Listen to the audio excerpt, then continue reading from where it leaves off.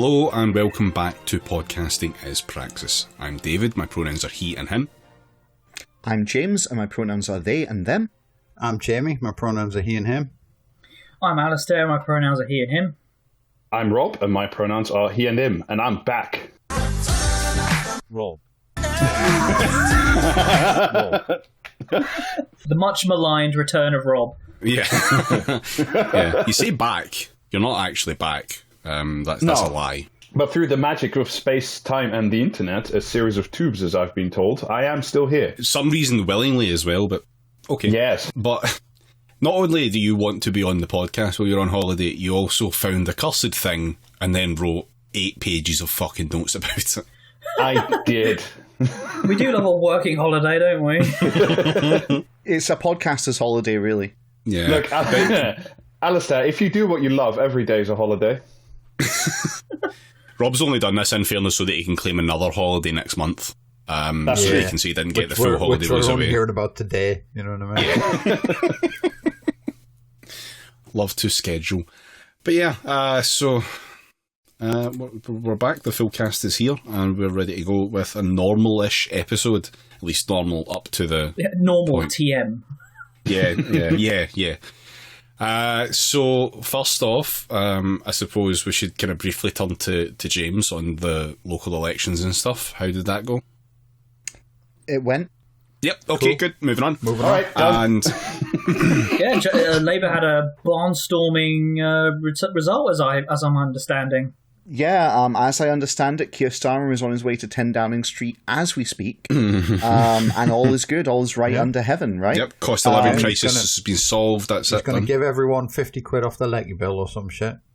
Yeah, and Ode to Joy is echoing across the white cliffs of Dover as we rejoin the EU, right?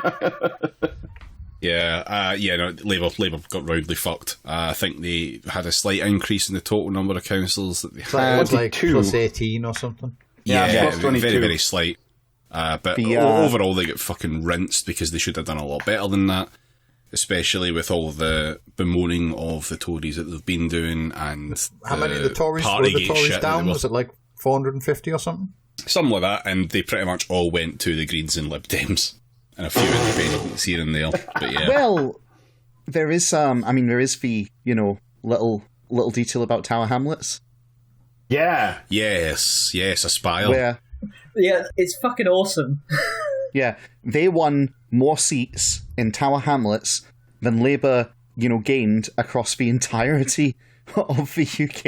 I think it was the entirety of England, to be fair. Yeah, it was, yeah. Because actually, they actually did quite well in Wales, but that's because they actually are not an entire bunch of cunts. A slightly more left-wing flavour of cunt, as I understand it. Yes. Fair enough. But yeah, so for anyone who doesn't know, Aspire Party are basically the fuck Labour party in Tower Hamlets for mysterious reasons. Can't think why that would be a thing in Tower Hamlets of all places. It's undue spiritual influence. I mean, we have just seen like a former Labour councillor, trying to say that people in food banks just need to learn how to cook. It's because he's so far away. Like it's the lag. I've spent some time practicing my accents, which always work. What to make them worse? Rob hasn't actually been on a holiday. He's been in the training chamber from Dragon Ball Z, just powering up. He's got to Hollywood. Powering up like Naruto. With one of the world's greatest voice coaches to loop accents. Fuck off.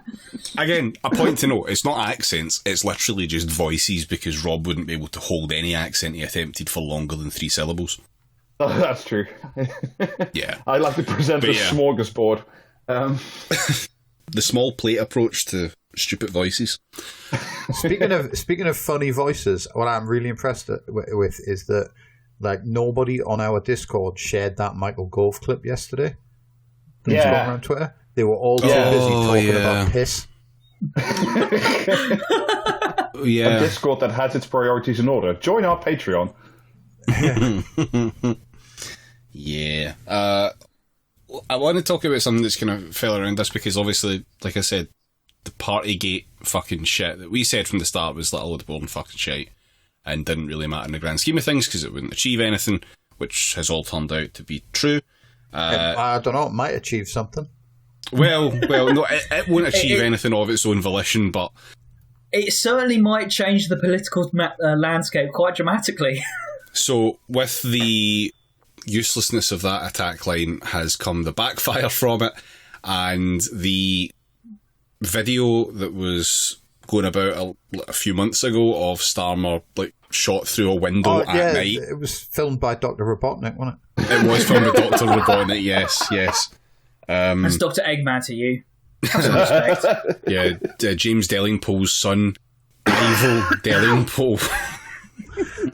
Excuse me? Yes, his first name's Ivo. No. Yes. I tell you what I did enjoy was, Starmer supporters online saying that this is obviously the work of hard left Corbynites, and it's like, motherfucker, no one gives a shit enough of a shit about him to try and do something like this. Yeah, also that's whataboutery.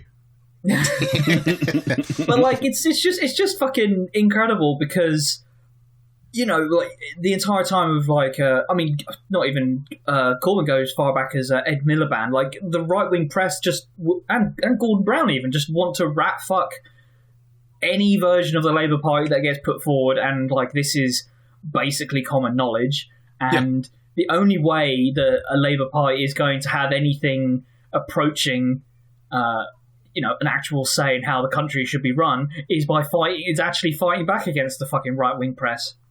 And to be absolutely rat fucked by the exact newspapers that you are trying to placate at every single turn with every single political maneuver you make, whether it be on trans rights, Islamophobia, any issue that you care to name, has been in service of chasing the readership of the Mail and the Sun, and just the stupidest fucking shit that you could have actually tried to make any kind of stand on, this fucking Partygate shit, just blowing up in your face because you are not completely incapable and unwilling of actually trying to combat these cunts at any level.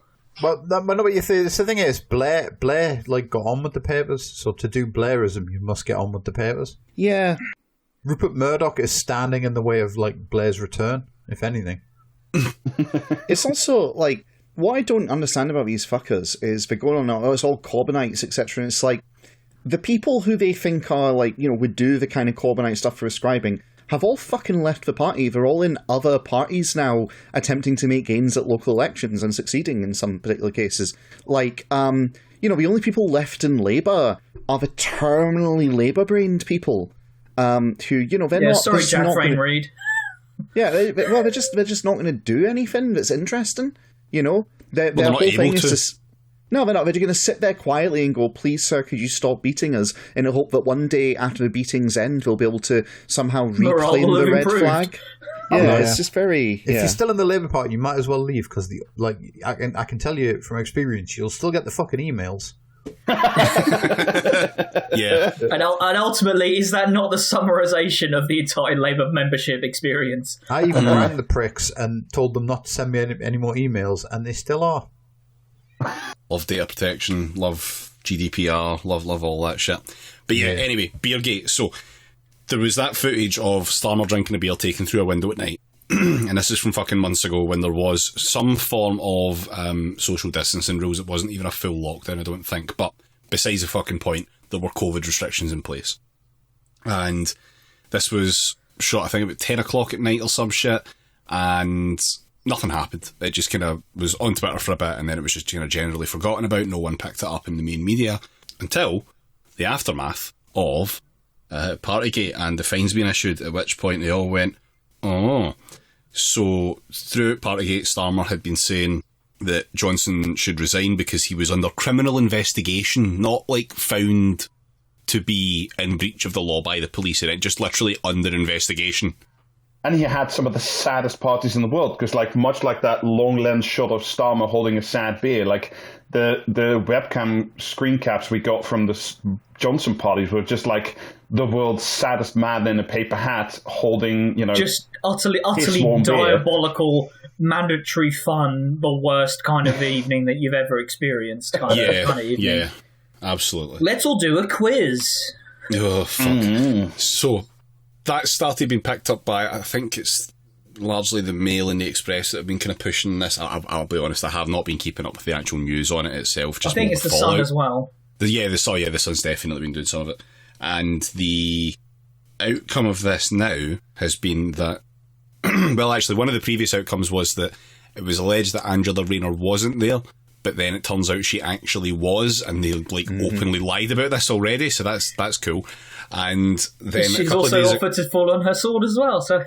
Yeah, well, a couple of days ago, Starmer, in big brain genius moves, came out and got to the stage of actually doing a press conference about this thing, which I don't understand this. I can't.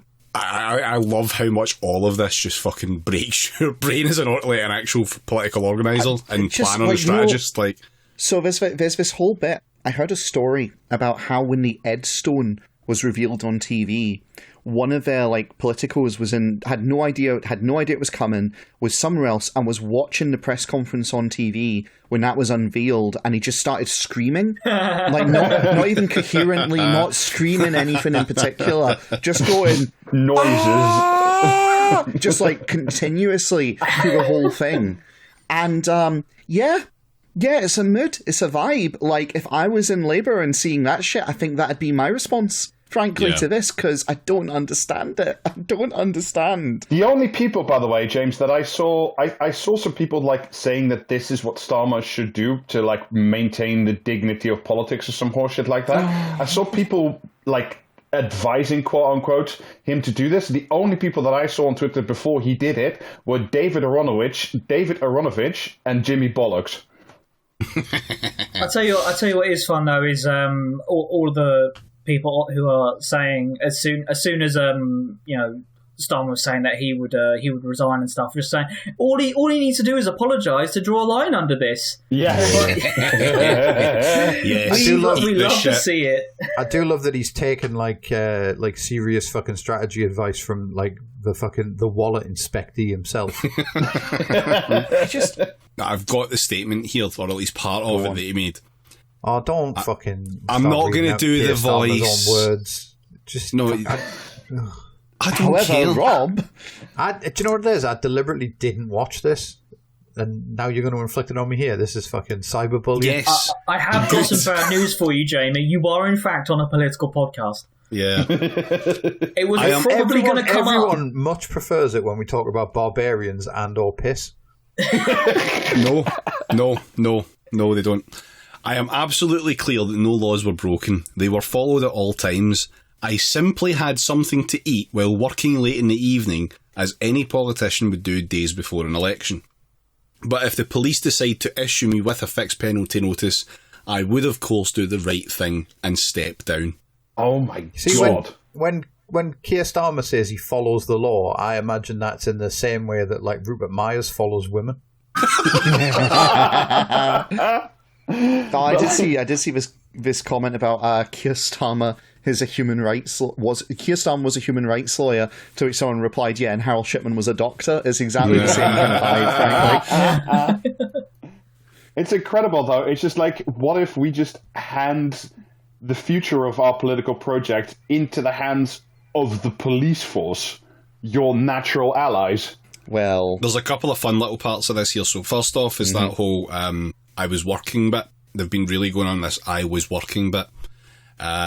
The schedule says he wasn't. The schedule says that they were having a meal after they finished campaigning, and then he went back to his hotel. Does he look like the kind of man who drinks a beer for fun? He looks like the kind of man who drinks a beer for enforced fun.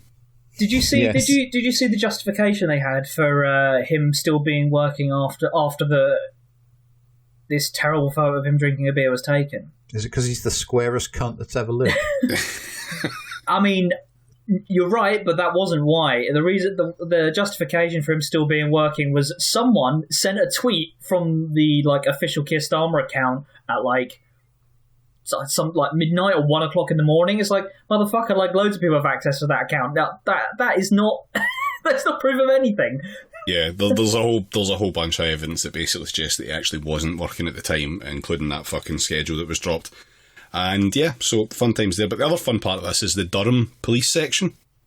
They're banking on Durham Police not issuing a fixed penalty notice because they don't have previous on it because they didn't issue Dominic Cummings with one. No, they're doing it because they actually have a policy of not doing retroactive fines, essentially. Well, that's it. Yeah, penalties, you know. They don't, but it's going to be very hard for that to continue, I think. Partly because parts of Labour have openly briefed that the reason that they have done this is to put pressure on the police to not issue a fixed penalty notice. And also, just fucking there was another 50, I think, fixed penalty notices issued today by the Met for the Partygate shit.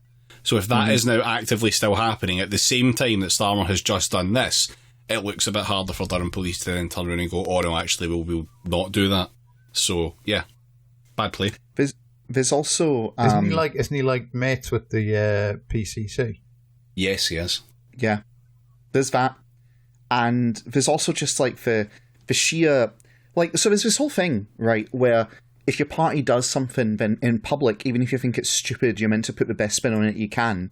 And then in private, you're meant to kind of criticise and go, this is stupid, let's not do this again, right? It's part of political discipline, something that the left generally could do to learn. But what's really interesting to me is the Labour right wing, they've got the don't ever say anything bad in public about it kind of side of things. But then when it comes to the and then do serious internal criticism, like internally, they don't do that. They don't do that at all. But what they do is they go tell their thinking to the press right away. It's just staggeringly bad politics. I can't understand. James, that's not fair. Sometimes they do it while the events are unfolding in front of them. Well, yeah, that's true. I can't work out how this was in any way, shape or form a good idea from start to finish. Because I'm going to be really honest with you. I do not understand who this is for. It's for... Can anyone tell me? It's for libs and melts who want decency and, norms. That's what this is for. It's to show them for the that Guardian comment section. Yes. See, I'm not convinced of that. There'd be guys up and down the country who look exactly like Milhouse with their dick halfway into a briefcase during that press conference, just like grinning from ear to ear. I'm not sure, because surely for the love of God, what they really want is a focus on the actual wrongdoing and on, essentially what they want is they want to see a credible Labour opposition, and they have to know in their hearts of hearts that this is a bad move. James, right. I don't know anyone this came off good to. I was going to say, their problems aren't even necessarily how they're dealing with... their problems started before all of this Beergate shit started unfolding, right? Because they are waging a political campaign since they decided they had eliminated enough of the left from within the party, of waging a campaign entirely based on the fact that Boris Johnson is an untrustworthy, etc., etc., etc. And as soon as the other shoe drops of actually Keir Starmer's a bit of a cunt himself because of all the reasons that we on the left already know, the fact that he is also a massive fucking liar, it actually comes a bit unravelled. And it's hard to do. It's hard to do Boris Johnson as a bastard man as your entire fucking thing when Keir Starmer is also a bastard man. The whole thing really does sum up to me sowing, yeah, this rules, me reaping, oh god, this sucks, what the fuck. But it's the constituency that they're doing this for is a guy they've made up in their head that they want to impress, basically. See, that's right, okay, there we go. That does square it, right? It's not a meaningful constituency. It does exist, but the size of it is something they've made up. I guess this is my problem. I'm trying to imagine what actually existing group of real people does this appeal to. Columnists. I don't think it does. I don't think the columnists really... Yeah, that's who... don't get me wrong. This is who they're trying to appeal to, it's not working. Do you honestly think that, Keir Starmer's Labour Party wouldn't, fucking, do you know what I mean, set themselves up for a colossal hiding just to impress David Aronovich and Jimmy Bollock? This feels to me like something that they've reacted to in such a hurried and rushed way that they didn't even focus group it, and that's why they feel so lost on it. And that's why the only thing they've done is looked at papers and went, well, what the fuck do we think? I've just figured out who this is for. It's for Brenda Phillips. Oh, is the for. fucking imaginary person. In Jess Phillips' head. That's who it's for. Yeah. But like David, you are right. Like I can't remember what fucking where it's from, but basically someone asked, like Keir Starmer basically saying they were absolutely blindsided by the deluge from the Mail and the Sun and Express or whatever. They just completely flat-footed. They were not again, like basing your entire like political strategy around fucking columnists for the Sun and the fucking Daily Mail might have a few holes in it as we're coming to understand. Yeah. Oh well, best of luck to them. Anyway, could be happening to a nicer bloke.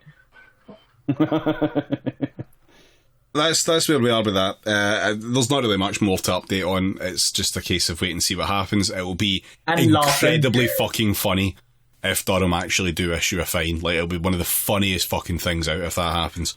Especially when he tries to backtrack on it. Yeah. Yeah, it's always fun. It's always funny to see someone checkmate themselves. And David, we will finally be one step closer to the prophecy of Wes. Yes, the Wes Jess ticket is coming. I can feel it. Things can only get Wezzer. So that's that. Now, Rob, I'll hand over to you because you've done the rest of the work on this. I have, yeah. Now, first I wanted to talk a little bit about an old friend that we don't really talk about anymore except when we have to, which is Brexit and the island of Ireland, Northern and otherwise Republic. He's back, everyone. I hear they're uniting. Yeah, they are actually. No, I mean, Sinn Féin obviously had incredibly good results in the local elections in Northern Ireland and is now poised to assume the majority in Stormont, but for reasons that we'll get into, the DUP doesn't want to play ball because they think that there should be no border actually in the Irish Sea. Sorry. So, hang on, just out of context, Rob. For some reason, the DUP don't want to play ball with Sinn Féin. Yeah, Can't possibly think why. I know. I only woke up under a bridge yesterday. I have no idea what's going on. So essentially, to please the DUP and for reasons of it, mainly internal politics, the UK government is once again trying to remove the Northern Ireland Protocol, and specifically they're setting up to pass a series of law that would scrap all customs checks, remove the EU Court of Justice, and remove all requirements for Northern Irish businesses to follow EU regulations. This is apparently, at least according to the government, in a bid to improve the situation in Northern Ireland. And is widely regarded as a bad move. Yes. But it's incredible because, this is the thing that everybody, including us, said all along. It's like, you can't just say to the Irish thing, it's like, oh yeah, no, there's the protocol and then everything's okay. Because, it doesn't work that way. And the protocol was the only way. And it was only the DUP that never understood that they were being sacrificed to just get out of, for Boris to get out of the European Union, and now the chickens are once again circling the roost. I didn't know that a trade war with the EU would sound like pipe, fiddle and drum, but here we are. So that's essentially if they do this, and it's always question of if, because they're doing round infinity trade negotiations with the EU over the Irish border, and this is every once in a while this crops up, but I think it's a little bit more interesting now because essentially this is a Liz Truss original, and I think she. Oh, we're a big fan of Truss's body of work, aren't we? But yeah, essentially, I think she's just trying to score points with the insane people who form the selectorate that will choose Boris's replacement, and this is a nice wedge issue between her and Sunak and Gove. Essentially, the probable. I mean, except for Patel, who we know is going to win. How could you not vote for the cosplay artist? As I said, they're also trying to still please the DUP, which I don't know. I don't think there is any pleasing the DUP. I don't think that exists. I was kind of under the impression they just, as soon as they had the majority, it was fuck you, don't give a shit anymore. To the DUP. So it's complicated. Yeah, indeed. But apparently, like, doing all this, essentially just like one-sidedly scrapping like the main provisions of the Ireland Protocol as part of the Brexit agreement is fine, because our completely independent Attorney General, Suella Braverman, said this is all good and legal, and you can do this. Oh, a fine intellect. That's because, you know, the UK has a very functional and normal government system where the Attorney General of the country is also part of the leading party and actually part of the government. So if they want to do something, they won't do it because there's rules and norms in place. And otherwise, people should resign if they... I was going to say, it's like, because, I mean, you know, elected, what's the word? Cunt? Yeah. Dictatorship. They're an elected dictatorship, so, you know, they can just say, no, this is legal now, you know, even if it's in breach of international treaties and whatever, like, because Parliament is sovereign, they can just tell the rest of the world to go fuck themselves, and that be legal within the UK. I mean, it is essentially an extension of what the government's been doing, like, internally for, you know, since it came into office. It's like, well, we have a majority, and what the fuck are you going to do about it? Fuck you, buddy. You know, this is just apply that to the European Union, its main trading partner, and it'll be interesting to see what happens if they go through with it. The Irish unification of 2024 is almost inevitable at this point. Like, you know, I don't... If they actually try and do this, then things are going to get really quite nuts in a very short space of time, because the EU is well and truly done with our shit. And I think at this point, if they try it right now, then I think the EU will just go put them in their place. I don't know. I don't think so. The EU is not like temperamentally geared that way, because they're all like, oh, we're doing the Ukraine thing at the moment and we need to present a united front. But like, it won't help the situation. It'll just make everything worse. I mean, that's sort of the trajectory we're on anyway. But it's just we need some kind of law, like a Moore's law, but for the UK getting stupider faster. The density of neurons decreases by half every 18 months. Exactly. But like, once again, who's this for? Because like, even, you know, like as we said, like Sinn Féin has this new majority. He means plurality. He's on holiday at this point. Just leave it. Don't bother. Just leave it. The majority of Northern Ireland, as far as I understand it, is not interested in scrapping the entire protocol.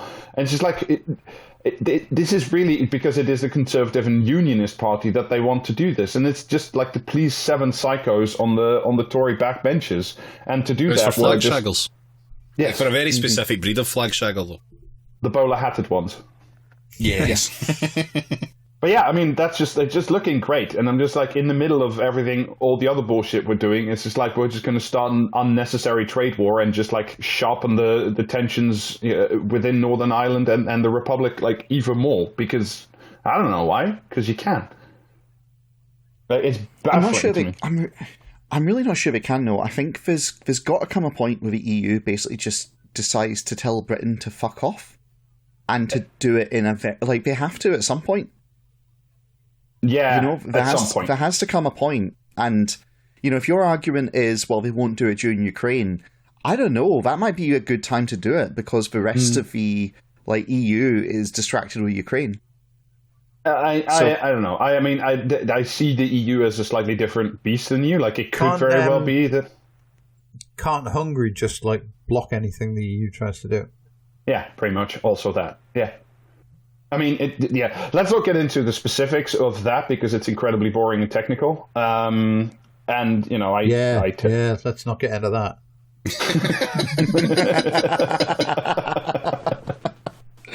All right, well, having talked about that and stopping ourselves before it became boring and technical, I wanted to talk about our main story for tonight, which began, as it sometimes does, with what I thought was going to be a small nugget, and then I lost my mind. And essentially, the thesis that I want to promote this evening is that outsourcing firm Capita is actually our pacifist comrade in the struggle for liberation. Is Capita helping us unilaterally disarm our entire military? Yes, in a way. Absolutely. Cool.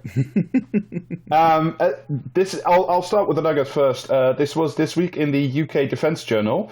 The £130 million contract for the Army recruitment website, which is fully outsourced to Capita, has for the last 2 months provided a totally offline website. Yep. That's a fucking. That's like a cork board with bits of paper stuck in it, isn't it? It gets even better. I think I know where this episode is going now, Rob, so carry on. Because this the website hasn't been working and the army still does need to recruit somewhere, they've just put like an open job advert for like entry-level soldiers on Total Jobs, which posting a job there costs 167 quid. Warm bodies. Yeah. Fantastically, by the way, if you go to Total Jobs and you look at the regular soldier like job advert, you also get to see people who looked at this job also looked at X, and the other posts that people who looked at becoming a regular soldier were, and also they're also interested were HR assistant, HR administrator, HR analyst. All of which, by the way, pay much better than becoming a soldier in the UK Army. All the people who would also be interested in like fascist and paedophile as other jobs, they all went to Ukraine, didn't they? So do you know what that is, though? Do you know what's going on there? Someone, his job it is to put that ad online and check it's still online and still working. And that person obviously hates their job in HR, yes. And so every time they go on to check that the ad is still working on the website, they're looking for other opportunities while they're there. James, I think like the despair is reaching a bit high because apart from all those HR functions, the last function that at least I saw on the website was part-time industrial cleaner. So you can either... I mean, I love to work as a solvent. Arguably, a part-time industrial cleaner could apply as a job title within the army if you think about it. Mm-hmm. Well, I'm not going to think about it, so fuck you. Good, don't. Especially. What is the army if not really a universal solvent when you drill down into it? So one trick to avoid bankruptcy. Can I just get that again, Rob? So what was the cost of the website versus the cost of the advert? Like the cost 160 quid.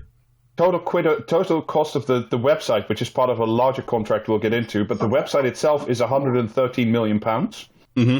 That's including like the back. That's including like the back office software to like manage. If you were to apply as a regular soldier, it would track your file essentially from you applying all the way through to the end, and then link it up with army medical software and all that kind of stuff. So that's £113 million. How often, Rob? How long's the contract for? Well, the contract's been going since 2012.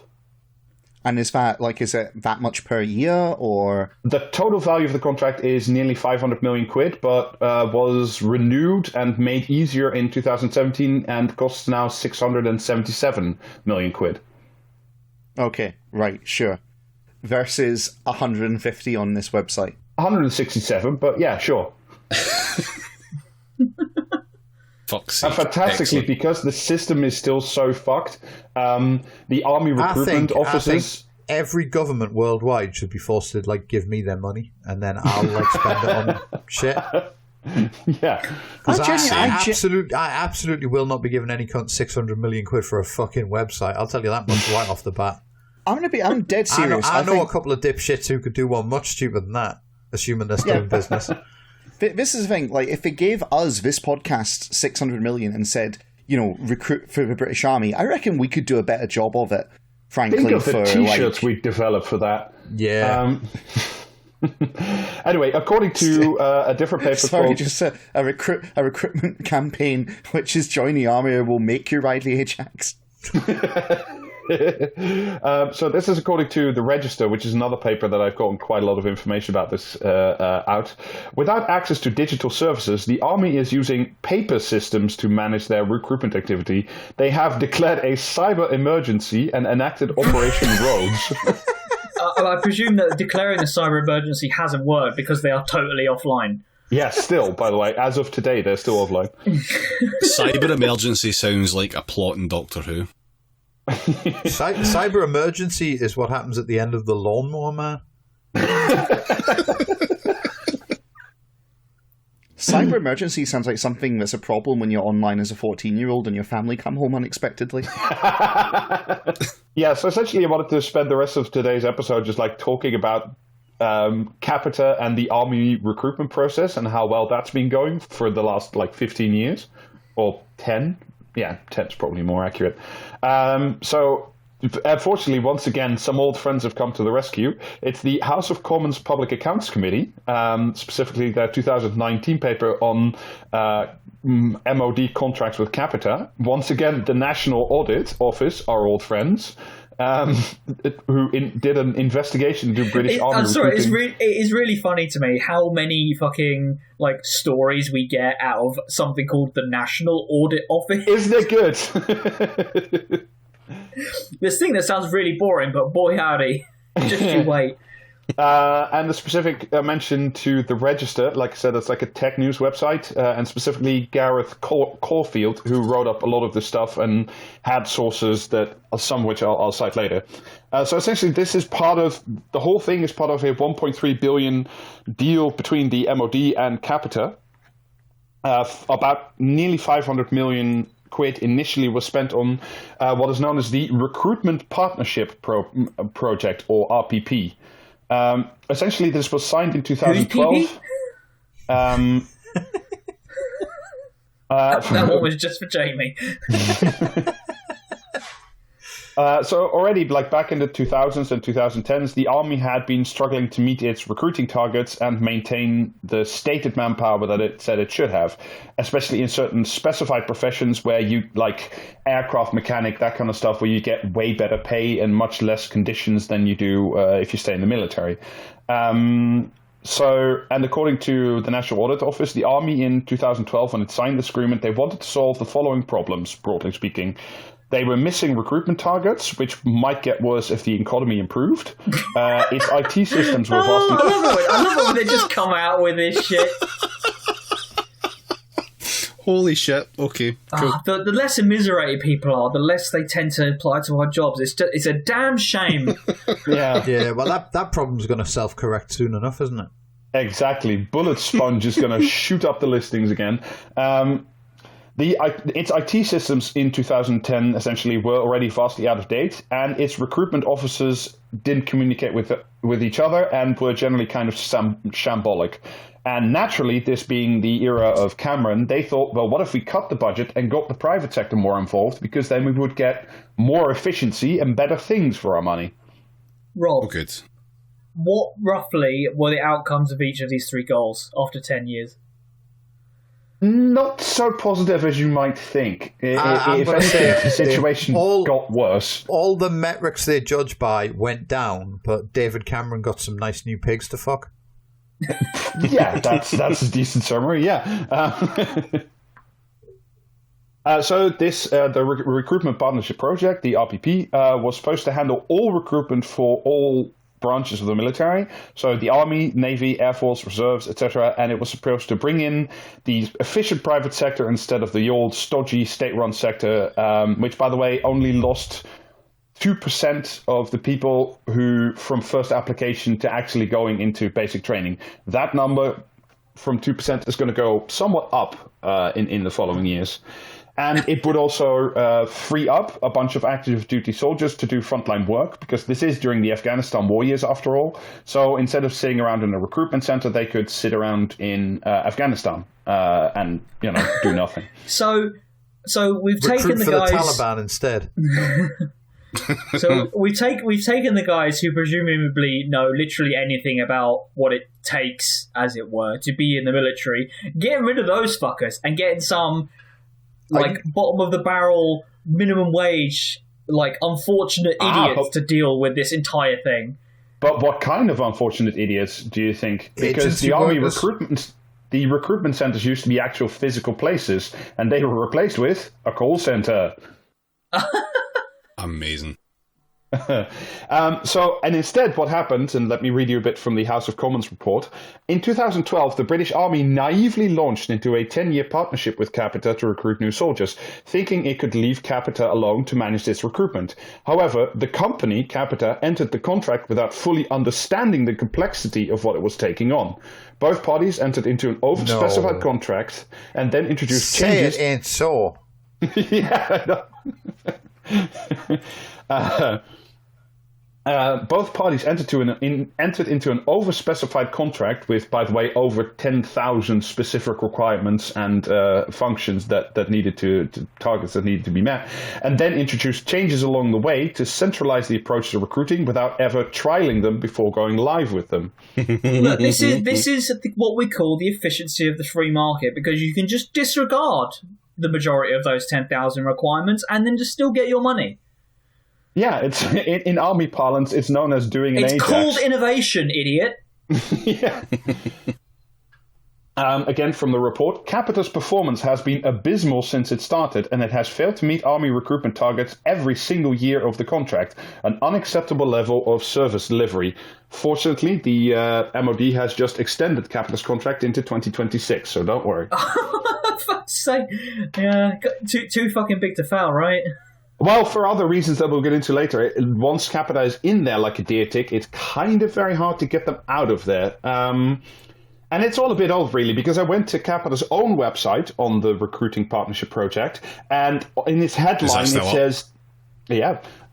It says that Capita itself has got, quote, a good deal of its DNA in defense and security. Capita and the Army, through genuine partnership and a shared thirst to succeed... I do like that. They've got their mouth fully around the money faucet now, and it's very difficult to dislodge them. Yes, exactly. Capita and the MOD have delivered one of the greatest project transformations, not only in the MOD, but in all UK government contracts. Truly, it is a transformation to behold. But like, this project is so dogshit that even Capita on its own website can't quite get away, but they hide it in like the 8th or 9th paragraph, which only psychos like me keep reading. There was a cultural shift away from Capita being challenged to achieve targets to a more collective recognition that both parties share responsibility for our communal failure and successes. Oh, neoliberalism is when you both sides the failure of privatisation. Later on, by the way, the army admitted that it was, quote-unquote, preoccupied with the Afghanistan war and didn't really know what it was doing when it signed this contract.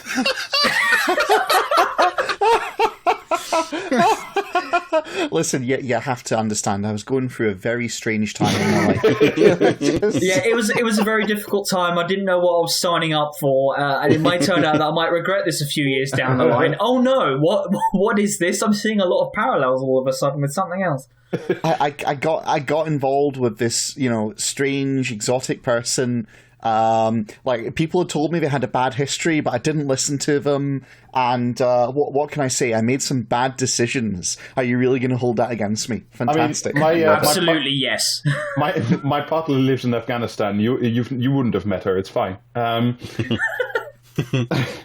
While Capita later Actually, on... hang on. Sorry. Right, apologies to our historically literate listeners, but clearly that was getting back together with an X if you look at British history.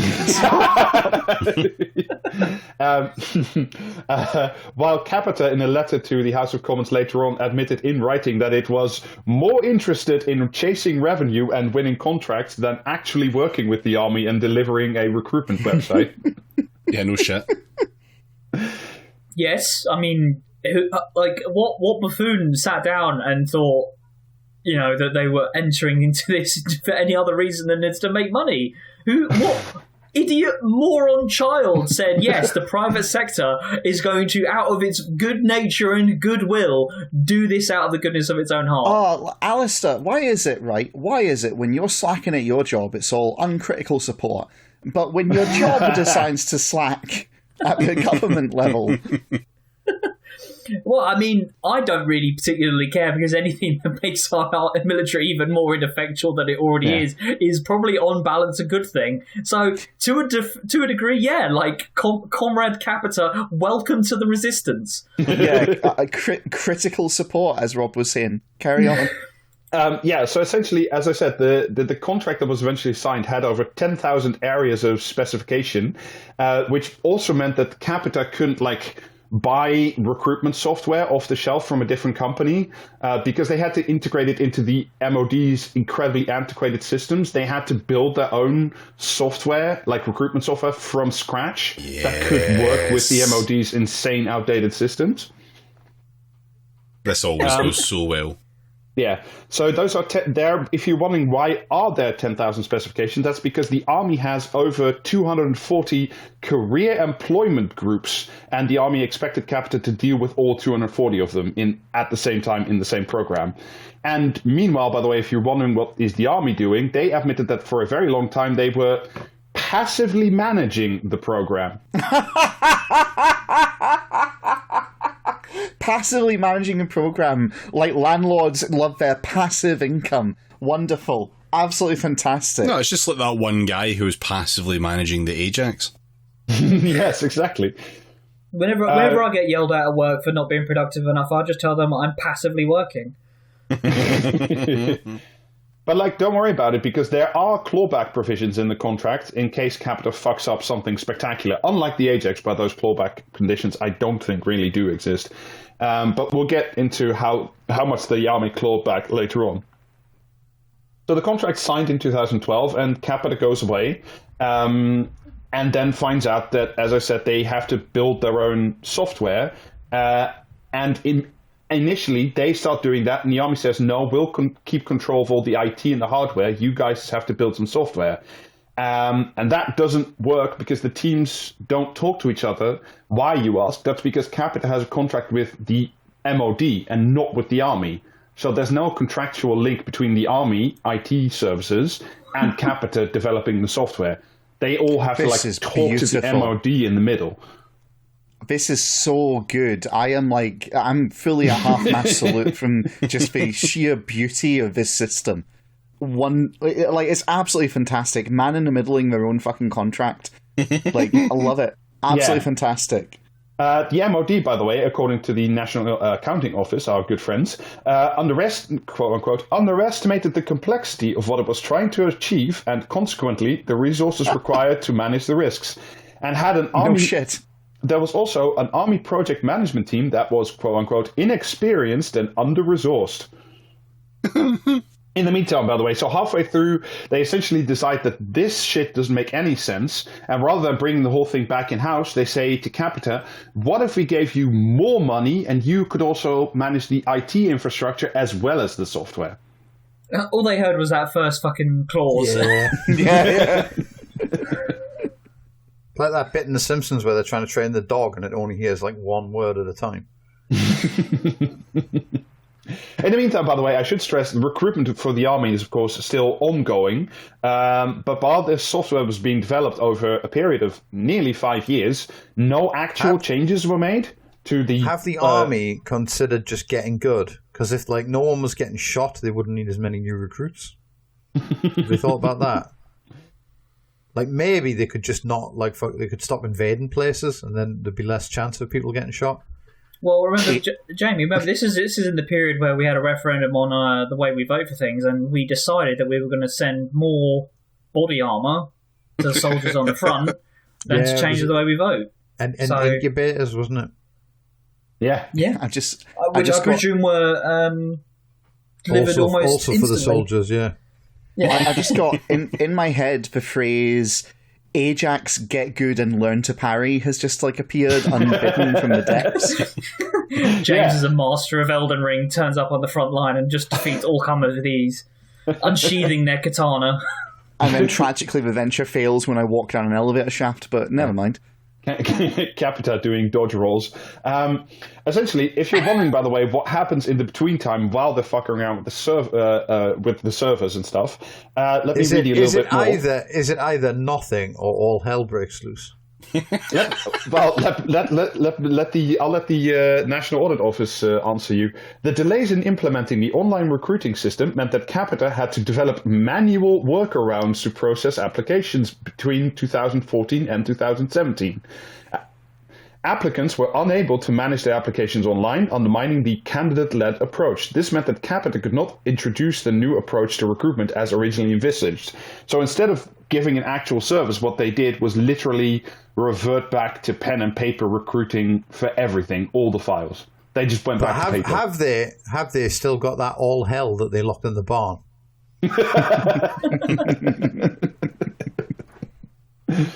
I'm loving the idea that they get rid of a potato peel and punishment detail and replace it with a pen and paper going through applicants to the job. Like, there's a couple of really fucked off squaddies sitting down. Have they considered recruiting people to do the recruitment? They did. That is essentially what happened later on, yes. So in 2017, and by the way, the software, like the recruitment project, the website, everything's way over date already. But the army notices that something is not entirely going according to plan, because nothing's operational. And rather than saying to Capita, "What the fuck are you doing?" they decided that they were being too harsh on poor old Capita and lowered the conditions of the contract, so it would be easier. Capita is a small bean and gets nervous, so you have to be nice to it. Exactly. Otherwise, it can't deliver an entirely new IT system.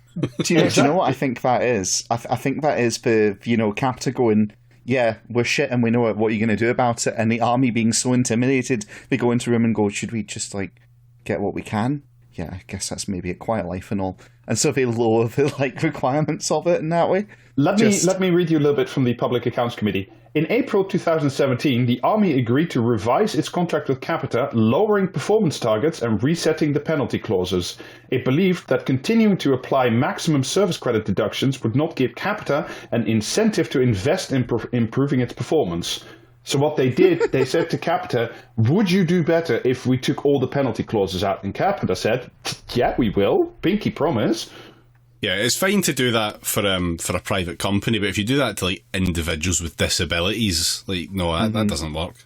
Normal governments. Have the army considered shooting Capita? Well, there's a problem with shooting Capita. The problem is that because of the way the contract is written, the army doesn't actually have full ownership of the intellectual property rights upon which all the recruiting stuff is based. Oh, man. Absolute magnifique. Like that, you could tell. Sorry, I'm just picturing the army comes into the Capita offices and they sign a contract, and the second they leave, everyone just bursts out laughing and they start slapping the contract lawyer on the back and travels all round. That is so fantastic. Slaps the contract, says this baby will fit 10,000 penalty clauses. I love the idea that, to go back on what you said just a little bit before, there was a cap out to the penalty that could be applied, which still kept Capita in profit. Yes, it did. And the army realised, we can't actually penalise them anymore. We just need to keep paying them out. Shit. This is the worst contract negotiation I've heard of in some time. Funnier to me is the idea of the army being slapped with a DMCA claim. Could you imagine you go onto the ukarmy.co.uk or whatever, and it's just doesn't even come out on Google anymore. So while the army does have the contractual rights to the actual software code, the complexity of the systems means that it will be incredibly, quote unquote, difficult to test its future adaptability without Capita becoming permanently involved. And even if the army decides to continue the system but boot out Capita, it will have to continue to pay Capita for a license to use the software because the army doesn't own it. This is that one dude who's a software engineer in the business who is unfucking fireable because he's correctly posited that if he makes everything as arcane and obscure as possible, then basically he's got a job for life, except it's being done by a corporation. But basically, I mean, like, to be fair, again, we have to stand because that is how you guarantee your job security in like a stupid office environment, is you make it so arcane that, you know, you are irreplaceable. Who knows how to generate the earnings report without the system falling over? We've got, like, one guy. His name's Fred. He comes in one day a week. Like, yes, love it. Absolutely wonderful. Now, I want to stress that, like, it's not all bad news, because in 2017, the new recruitment website does actually go live after a 4-month delay from the initial signing of the contract. But it's live. But I say it goes live, but according to the register, when it went live as read-only.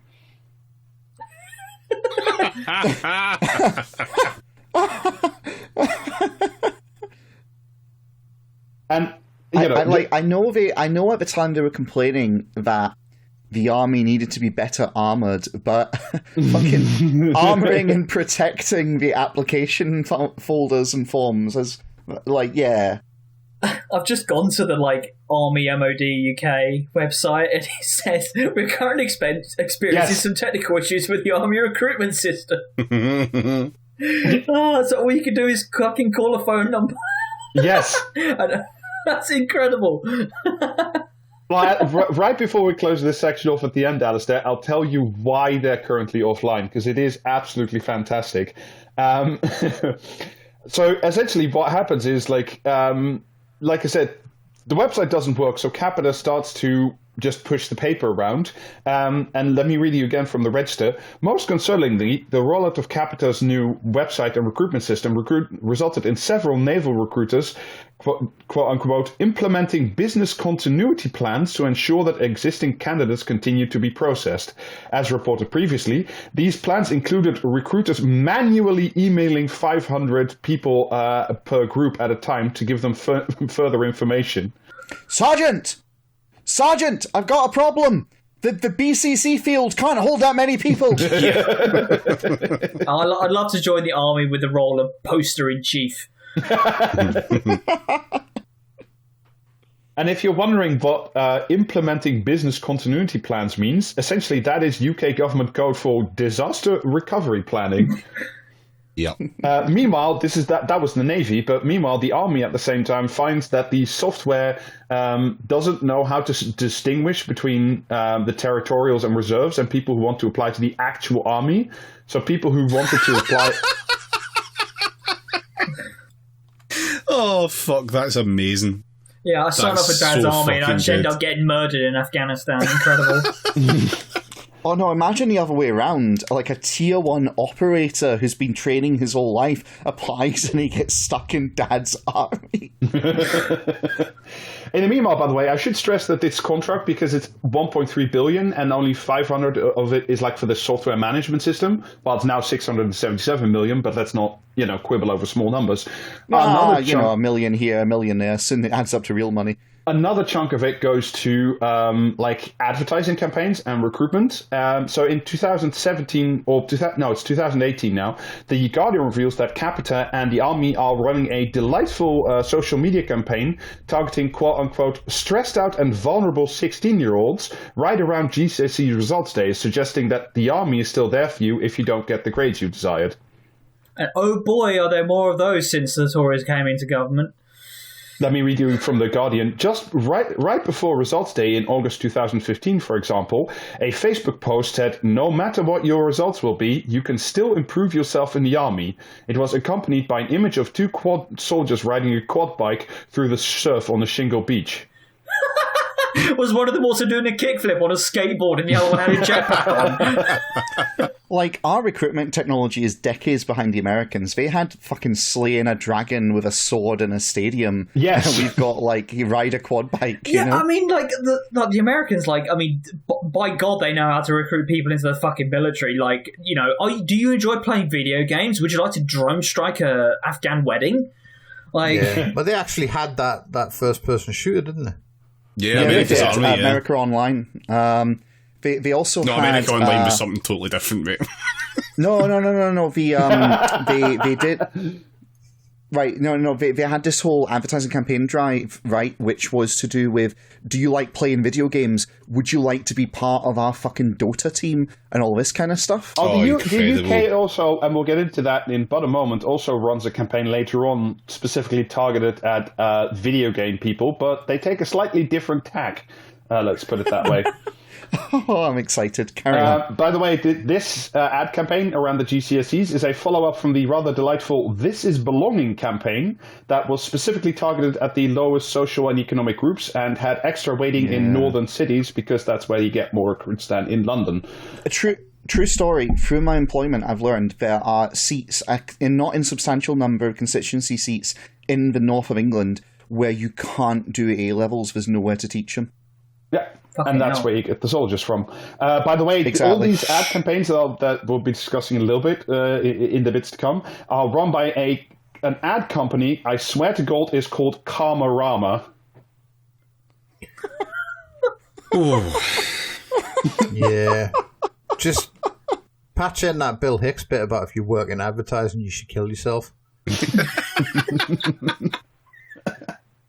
I think the best army recruitment advert was that one where the dodgeball one where they were like, oh, if you can pull a pint, you can fly a plane. If you can dodge a wrench, you can dodge a ball. So in 2019, the National Audit Office report comes out that I've been citing for a bit, and according to them and the House of Commons, in the 7 years that Capita has been now running recruitment for the army, it has only hit its outlined targets 4 times out of 228. So out of 228 recruiting targets set, they've hit 4. Outstanding work, gentlemen. This is what peak performance looks like. You may not like it, but... And you're wondering, well, that's certainly in many breaches, and the army's going to claw some of its money back because of all these failures. And you're right. The army claws back 26 million out of a 1.3 billion budget. So, there you go, Capita. Don't do that again. So man, less than a single %. I'd be interested to know proportionally how benefit sanctions line up to that. Yeah. Possibly even in absolute terms, to be totally honest. I don't know, but just fucking hell. And if you're wondering, maybe in the future, the army's learned its lesson and they'll be tougher on Capita and do a thing. But let me read again from the House of Commons report. The army was not, however, able to provide us with a convincing answer on how it would penalise Capita for underperformance in the future and the conditions it would consider terminating the contract. While the Secretary of State, Gavin Williamson at the time, has said that the department would remove the contract if, quote-unquote, it lost confidence in Capita, but the MOD cannot provide us with clarity on what circumstances, other than withdrawal of key staff, or what level of underperformance would lead to contract cancellation, nor how long it would take to disentangle Capita from the process of building the website and the recruitment tools. Okay, but again, they're the army. They could just shoot them. Well, I mean, less so now, because the army, in anticipation of a whiz-bang rollout by this very efficient company, had already closed more than half of its local recruitment offices, including those, quote-unquote, in areas of historically high rates of recruitment, or ones that made recruits travel incredibly long distances before they could apply anywhere. So yeah, good. Congratulations. Like I said, this is a big pacifist project just through the back door. It's incredible. I love to put joining the army behind a fucking sphinx and a labyrinth. It's great. You have to join the answer. You must answer these questions 3 on the Capita website. That doesn't work. It's like if the Sphinx has a 404 blue screen error and it's just fritzing out instead of letting you cross the bridge. You turn up to the Sphinx and the Sphinx's mouth is open and it's just making Windows sounds at you. Oh, the fucking new hardware detected noise just over and over. In the meantime, by the way, the MOD is also making life easier on itself. In 2019, it lowers its own demands with regards to fitness and obesity specifically. So it's easier to hit the recruitment numbers. So instead of doing the actual work, they just, much like they did for Capita, they just lowered the requirements at which the work could be done. because that's just easier. And speaking of ad campaigns, we were talking about a moment ago about the Americans doing like army online and slaying people with swords. If you remember, this was a thing, and I can't remember if we already had the pod back then, but I think we might have talked about it. In 2019, the MOD runs a new campaign, still with Karmarama, by the way, calling on, quote, snowflakes, selfie addicts, class clowns, phone zombies, and me millennials to join its ranks in a recruitment drive targeting young people. Yeah, could you do that again, though, without insulting the people you're trying to recruit? No, that was the point. One of its ads, this from The Guardian, one of its ads shows a gamer staying up all night, which the army sees as showing stamina and dedication. For Christ's sake. In another scene, someone is shown slowly stowing supermarket trolleys to the annoyance of their workmates, but the army instead says this sees them as being a slow and steady perfectionist with patience.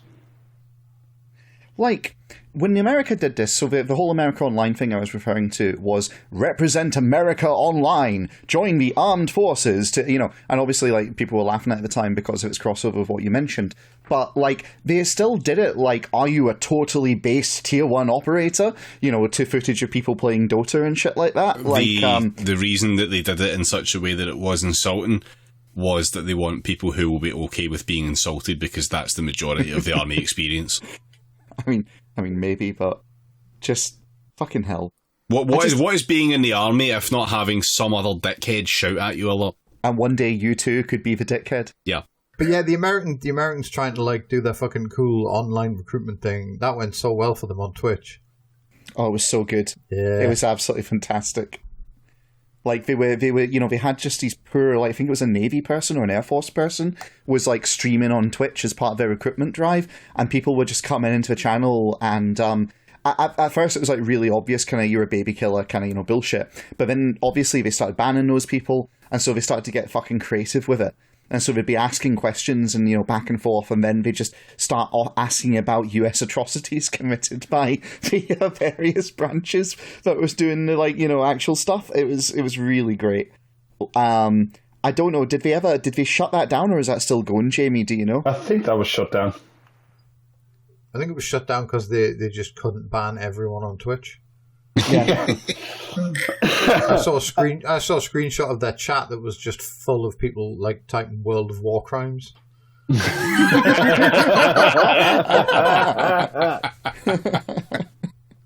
By the way, like, during the time that this, like, the We Want the Precious Snowflake campaign was running, this was also, if you remember, when Gavin Williamson was Secretary of State for Defense, and famously, if you remember, he told Russia to go away and shut up.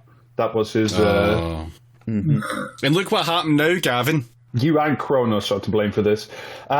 Williamson, by the way, if you remember, was also the one who said that Capita would lose its contract if it continued to fuck up, even though it can't because it's too infested into the system at the moment.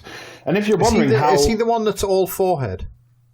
He's mainly forehead, yes. No, he's the one that looks like... Yeah, that's Gavin Barwell.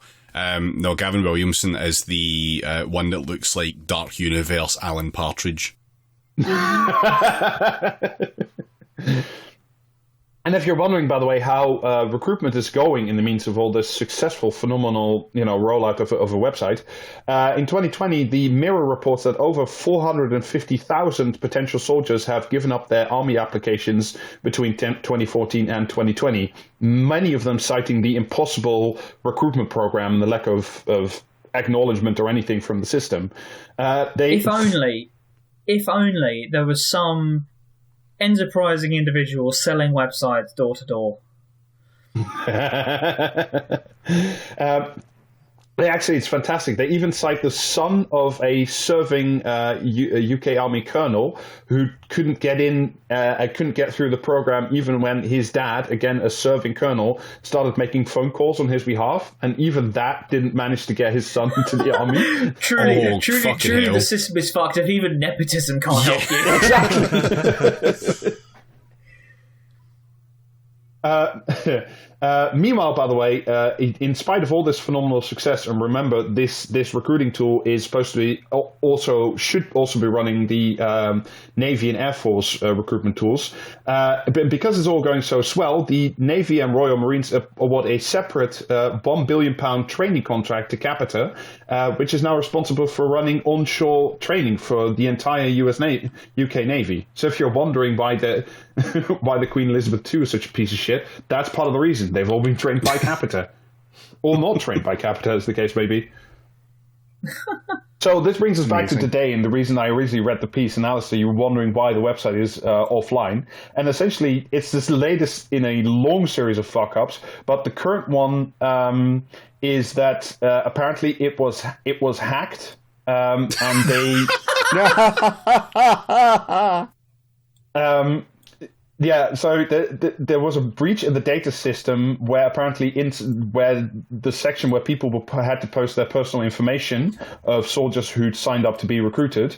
And according to the register, whoever hacked it was selling per 1 Bitcoin 125 recruits worth of data. Oh, man. See, if only we had the cybersecurity module of the Ajax functioning, none of this would have happened.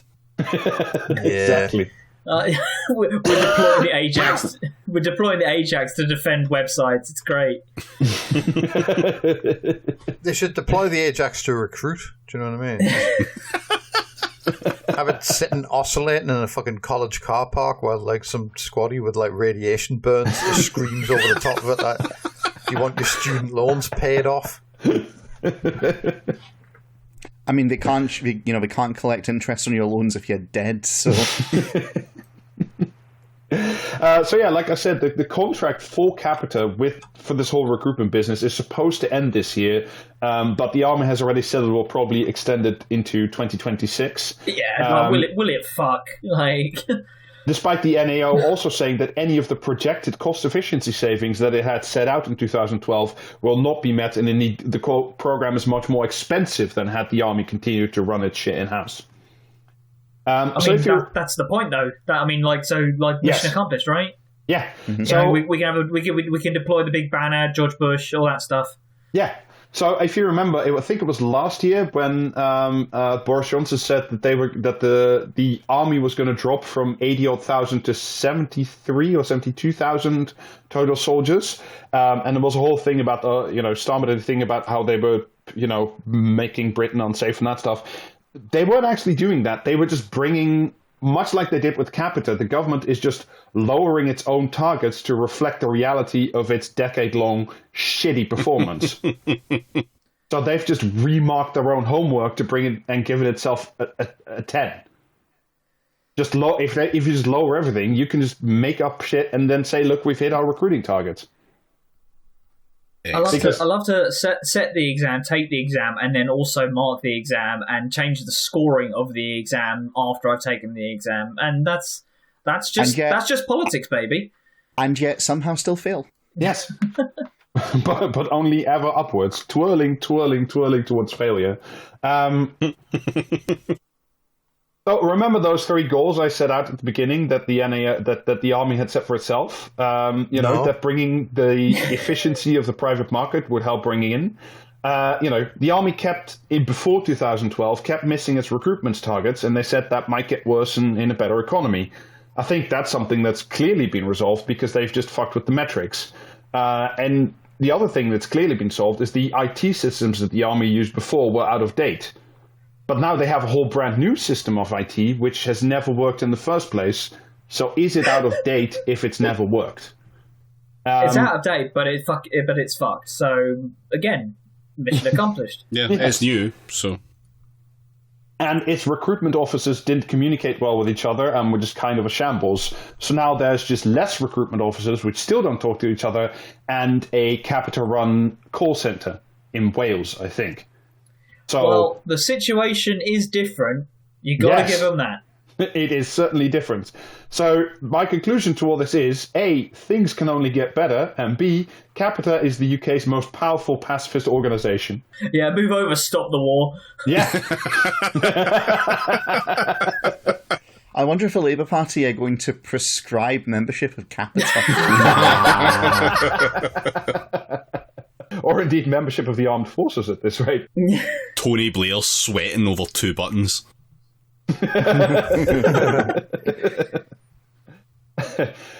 So yeah, that's it. That's all I wanted to talk about. It's another fantastic cooperation between the UK Army and the private sector. Everything just keeps going right. But in this case, it actually has positive outcomes. The only way this contract realistically could have been made better if there was a huge PFI segment where they had to build a bunch of barracks or whatever, and paying well over the odds. That's the whole thing I didn't get into. But Capita also maintains the army barracks. All right, well, 10 out of 10. What you have to understand, Alistair, is it was a rapidly evolving theatre, as in comedy of errors. But, yeah. All right, how about we round this off with some comment or commentariat? Nah, not in the mood. I don't care. All right. Got one of those tantric headaches. I hear there's a shirt for that, Jamie. Yeah. We'll go into that in a minute. I wouldn't turn down an evening with Keir. I'll bet he has plenty of wit, but chooses to use it at appropriate times. What we need now is competence and integrity. I'd add compassion, and he has that too, in bucket loads. Maybe after a couple of years spent in successfully sorting out the cataclysmic damage the Tories have inflicted on our country, and he feels the timing's right. Comment or commentariat? I don't want to think about an evening of Keir ending with bucket loads. Indecent proposal, but make it forensic. The only thing that comes to mind hearing that is rules help control the fun. Well, Keir Starmer does strike you as the kind of gentleman who tracks in millilitres how well he's doing at sex. I'm going to say commentariat because that was not enough of a briefcase shagger sounding. Do you think he has thing. one of those charts up the side of a door and he gives himself gold stars when he reaches new heights? Yeah, but it's the Bristol stool chart. I will say, when Keith drops by, he only just needs half a pizza and 1 can of Coke, and you're still you're very impressed anyway. Tragically, though, he has to take it out to the bins himself. Yeah. Big Keithy 1 comes. Starmer turning up on your doorstep with one of those styrofoam containers with half-eaten curries. Hi, can I come in? A McCain mini pizza. I think this is comment in the Guardian. Oh right, yeah, we're doing that, aren't we? Comment. See, I'm torn between commentariat and comment in the Guardian. You're torn between comment and commentariat. Well, that is the game. Yeah, what we should do is we should unionise and all vote the same way. I'm down for that, comrade. Okay. Yeah. Comment in the Guardian. Yeah, comment in the Guardian. All right, that was a comment in the Guardian. Hey, it works. The union delivers, baby. See, man, right. Ape together strong. Yeah. Not in this economy. Yeah, not if you use a slurp juice on them. Right, next one. The boldest way for King Charles III to take the crown with the active support of the people would be... Sorry, David, I need to move it. No, through the power of incredible violence. King Charles III. Wait, no, sorry. Fuck me. You've not had your moment yet. The boldest way for King Charles III to take the crown with the active support of the people would be a public vote. Either among the whole country or the citizens' juries. Either way, he should ask the people, do you accept me as your king? That vote would be entirely personal. It would be about him, not the crown, and it would not be binding. As a monarch appointed by God, it would of course be up to him to ignore it. Comment or commentariat? I want nothing more than a referendum on the royal family. Absolutely. You'd be able to see the smoke from the moon. It'd be fucking incredible. This country would this country would fucking dissolve like, you know, as the ballot's result was announced, there'd just be like a nanobot, you know, wave rolling out from the epicenter with just everything falling into total chaos. Comment. That's Do you know what? Actually, hang on. Sorry. So no, hold on. Sorry, I need to ballot our members. Yeah. Right. I'm going to agree with you. Comment. It would obviously have to come back 52-48 just for that. Yes. A delightful little poetic end. The snapping brain damage you need to say what we need for King Charles III is a citizens' assembly to elect him is just, that's so wonderful. Did Femi write this? I mean, it's certainly like it's definitely big brain. I understand what monarchy is kind of ours, frankly. I mean, That's whoever so wrote good. it, do they have a website where I can sign up? Because I want this more than anything. You know what I mean? My feeling is that Femi wrote this, and he's not a big enough caliber to count as commentary yet. So that's comment, as far as I'm concerned. Yeah, the people have spoken. It's comment. All right, that was commentariat. It was James Kirkup in the Times. He wasn't fired for this. No, But, okay. no, assumedly they paid him. Yeah. Well, cowards flinch and traitors sneer, but I'm going to stay with the Union. Let's go. All right. This is a long one, but it is worth every word. Okay. All right. Why don't the Prime Minister and the Leader of the Opposition call a truce, show real honour, and write a joint letter of apology? It could go something like this. Dear people of the UK, as recent events have shown, many of the rules introduced in haste at the start of the first lockdown were ludicrous and unfair. So much so that even those who voted on them in Parliament were unable to either understand or abide by them. We now realise that it was against the law to be in a room after work socialising with colleagues. Indeed, any but the most essential interactions between a small number of people were strictly forbidden. Criminalising contact between individuals was unprecedented in our history. We now admit that was entirely wrong and against the traditions of this liberty-loving nation. Instead, we should have issued guidance and relied on the great good sense of you, the British people, to protect yourselves as you saw fit. Yeah, when I say Magna, you say Carter. The most right-wing person alive in this country wrote this letter. People simply could not comprehend why having a drink in a pub while sitting down eating a Scotch egg was deemed safe, while having the same drink standing up with a packet of crisps carried the risk of infection. That's because the rule was incomprehensible. It's the invocation of the Scotch egg that makes it art. It was made up by some nerd in Downing Street who never goes to the pub. Our bad. As no one could be expected to follow such rules to the letter, brackets, especially us, we now believe that the fairest course is for all fines for a breach of COVID rules to be rescinded. Let us stop the endless bickering over who did what, when, and focus our attention on the real crises that face this country. With profound apologies for breaking the rules we imposed on you, Boris and Keir. Comment or commentariat. This is that woman who put a sign in a window saying the Magna Carta, in a shop window saying the Magna Carta protected her from fucking COVID laws and got fined £11 million or something, isn't it? So first of all, that is amazing. That just politically, I mean, I want them to do it because it's political suicide. But second, I can go two ways on this, right? I could see this being some Richard Littlejohn-esque wankery, right? Or I could see it being just like a comment from a Magna Carta fucker, essentially. And I'm inclined to say comment. Therein lies the beauty of the game.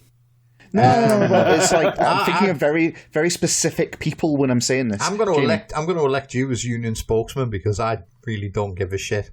You know what I mean? The union system works, everyone. Yeah. Lighting my fat stacks on fire to start my cigars as I drive to my union job each day. What? I don't know. I'm just here. Just give me a ring when you need to bury Jimmy Hoffa. That's my job.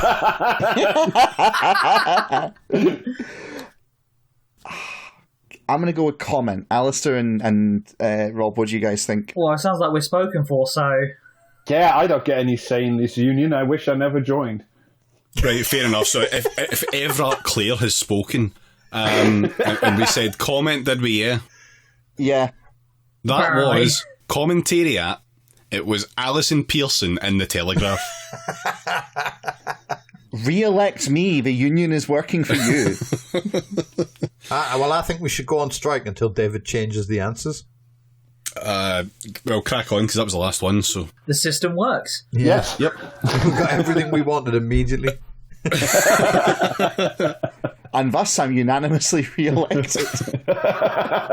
All right, I suppose that will do. So, thank you for waiting for us all to finally reconvene for an episode. It's been a while, but we're back. So yeah, and it's a one-off because Rob's away again next week. Yep, I'm on the plane next week. yeah, I don't know exactly when this one's going to come out because it's the bonus, but yeah, you'll notice 1 week where Rob isn't here, and then he'll be back, and that's how back to normal. But yeah, so thanks again for subscribing. We can see you on the Discord. If you would deign to post there, you should post there. It's fun. And you get to talk about as much piss as you like. You go up to a point, yes. Well, no, we have we've taken a leaf out of because of us, Patel's we have book. 3 rules now. Yeah, right.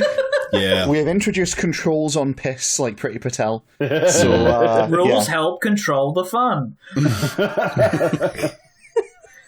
So yeah, come join us. We post in there, you post in there, everyone posts in there. It's good.